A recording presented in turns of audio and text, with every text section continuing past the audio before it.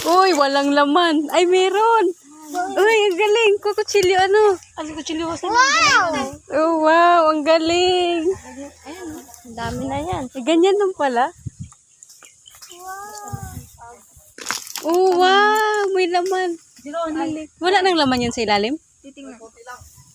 Wow. Marami yung ginawa natin yung nakaraan. 3 puno yan eh. Uy, isa lang siguro. Isa lang. Tapos itapon na to, Ming. Ay, dito lang, te. Natin yung kutsilyo, baka meron pa lang. Nakakatuwa. Nakakatuwa. Ganyan. Ano, isa pa? Huwag na ito. Ilan ba? Kukunti pa yan eh. Kunti lang ang laman. Ayun pa. Uy. Wow. Ganyan lang palang bunot. Mga taga-bukid man may pero di namin alam mo ganyan. Yan, meron pa isa. Meron pa. Baka ugat na to ng halaman. Aba, pailalim. Ano ba to? Ay, ito oh. Meron? Ay, ano to? Guyabano? Di ba, ano ba yan? Baka may laman kasi oh. Saan? Parang guyabano to. Di ba, ano ba yan?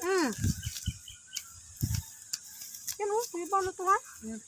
Amoy oh. Gusto naman kita ng isa pa. Ito.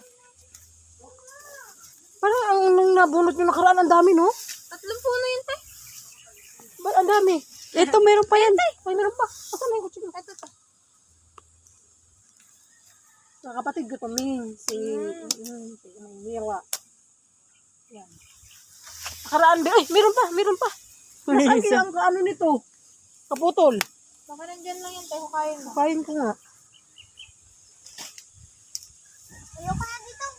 Lagyan ko ng gata. Sayang naman nun.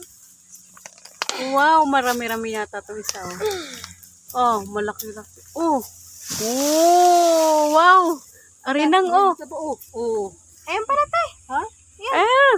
Ano? Yan nga. Ay. Bali. Nabali pa. Ayun ta. Daghana uy. Kaya ano natin, baka meron pa to. Sayang. Ito pala siya, no? Ito, may mga laman pa oh. Sabi ko kay Jay, ikaw na bumunot, Jay, kaya hindi ko alam yun. Hindi na marunong si KJ. Marunong siya. Kay sus, marami ito sa kanila.